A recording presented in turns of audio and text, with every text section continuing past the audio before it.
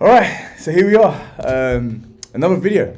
Wow, I'm knocking these out. Yeah. I've got with me, some of you could be familiar with this guy. This is a former captain and goalkeeper, Mason McHugh. McHugh. Do you remember McHugh? Murphy? Yeah, is he good? Does he go to He goes to A&M? A&M, yeah. Okay, cool. We're talking about another A&M. You both in the same year. Yeah. Anyway, because this is becoming a car crash, I didn't make any notes, and the cool thing about this is I said that to Mason.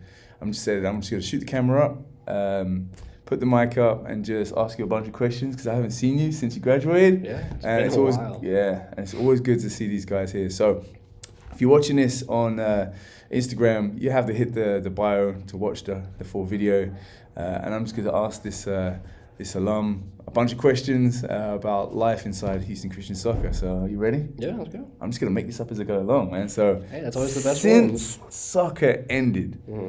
and then you have like the spring, period, I'm pretty sure you just focus on your like studies and stuff, and then boom, you're straight into A&M. What's life like now? It's stressful, I'm not gonna lie. Yeah? So I'm majoring in engineering, Okay, which cool. already takes up a lot of my time. Yeah. And so the best, that's one thing that was great about soccer is even though I'm not playing a collegiate sport, Yeah. having to balance soccer and school kind of Yeah. helped me learn time management for college. Yeah. And so knowing what time I need to block off my day for different things, Yeah. knowing how to get myself motivated from soccer last year, carrying it into my freshman year has been so helpful. Oh, that's pretty cool. Because it's in college it's nonstop. Yeah. You either got work or you got class. Yeah. Especially during the week, it's not a lot of time for fun. So it's Yeah. just go. So I'm British, so I'm still trying to figure out all this college life and A&M. People go to A&M mainly because of business and engineering if you're a male. Yeah. And so, what is the engineering life? What can you expect? And if there's any students that are currently at Houston Christian, listen up because he's probably going to give you a little insight about the life. And if you're interested in joining Houston Christian and A&M is one of your spots that you want to go to, yeah, you too, listen up. You're about to go get some insights. So engineering, you have 2 classes a week that are both 2 hours, both lectures. Wow. And so... So you went from 45 to 50-minute classes. Yeah, so Straight how it to works... these 2 hours. How it works in college is you have 15-minute classes, then you have 2-hour classes. Yeah. And so engineering is at A&M at least, it's 2 days a week for 2 hours apiece. And so all you do in that class is you just code. You're given prompts and you're given problems and you just work out with your group and code through it. Wow. And whenever you don't finish in class, you have for work that due the next day or so. I see. So it's very hands-on then, basically. Yeah. Okay. And So it's not like a 2-hour lecture, basically. Oh, okay. So, all right. Sometimes, our Wednesdays, the first 30 minutes will be a lecture. Yeah. And then the remaining I see. hour and a half will be okay, here's your problems, go do it. And it's just nonstop. You very rarely finish that Wednesday. And you'll very rarely finish your second day of class too. So you have to be working on it 5 to 7 days out of the week before you get assigned another problem set to go and do the following class. Wow. So it's one of those classes where it's nonstop. Yeah. You're going to have work in that class every day. I see. What else? I mean, one could forgive you for making it sound negative or a downside, but what's the major positive that you could go, man, what's really cool is? So in today's world, after you graduate from engineering, your chances of getting hired are incredibly higher. Even if it's not to an engineering firm, it can be to a business firm or anything like that. But your chances are just so high because businesses know you put in 4 years of straight work and you're great at problem solving. And because of that, they'll be more likely to hire you because they know that they're getting somebody who puts in the work and puts in the time to get the outcome. Yeah. And so then on top of that, one of my professors in engineering always says how engineers will graduate with an engineering degree and then go on to get their master's in business or their master's in law or their master's in engineering. And so that's just because even if you don't do engineering as your vocation after you graduate, the knowledge and the hard work and the time management that it requires you to learn can be used for literally everything else, like every other business. That's what I'm saying. Yeah. So that's probably like the best thing. So that's like the motivator, really. Yeah, it's knowing that all the work and time you put in now will pay off right after you graduate. So when did the light bulb switch on that you thought, yeah, I'm going to do engineering? So I've always been pretty good at math and physics and science in school. And so that's what a lot of branches of engineering are. Like mechanical and civil are highly math and physics based. And so I was like, well, if I'm good at those two things, why not just combine the two into a major? And so I started to research that. And the three majors that came up were mathematics major, physics major, or engineering. Yeah. And physics was the one that combined the two the most. And so I was like, wow, I'll just go do that. It's two things that I love and two things I'm good at, so I might as well just go and do that. So going back to your time here at Houston Christian, and I'm going to give it the old age kind of, how has Houston Christian prepped you? But just to kind of segue to that actual question, you were involved in quite a few things here at Houston Christian, obviously soccer, and you did soccer for 2 years with us, right? Mm-hmm. And you did basketball before that. Mm-hmm. So aside from soccer, because this is a soccer channel, and we know that you like, physics and maths, what other things did you get involved with here at Houston Christian? And how has that prepped you for the next stage? So, like you said, I did 2 years of basketball and then 2 years of soccer.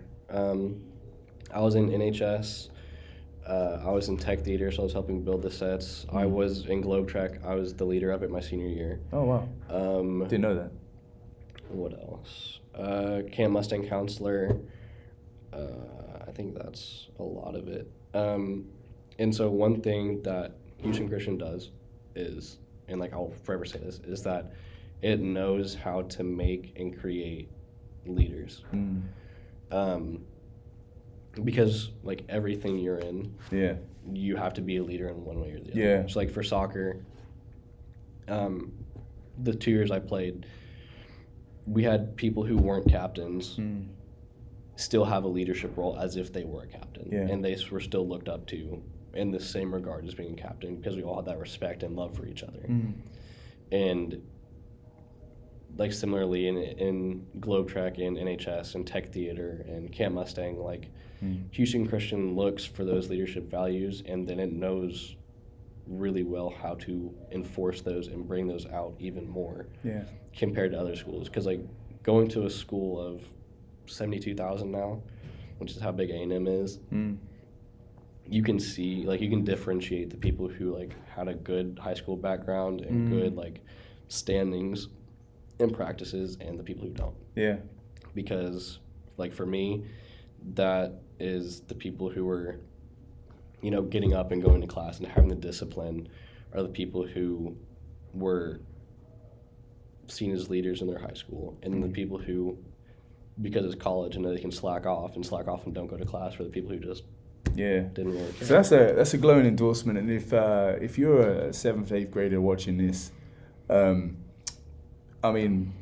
past the website, go past your visits, go past open houses, the glossy brochures, speak to students, find out what life was actually like. Hopefully this is gonna give you more of an insight, because I didn't know these answers.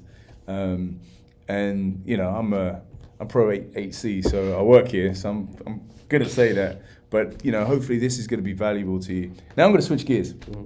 What's your fondest moment in 8C soccer? Fondest moment. I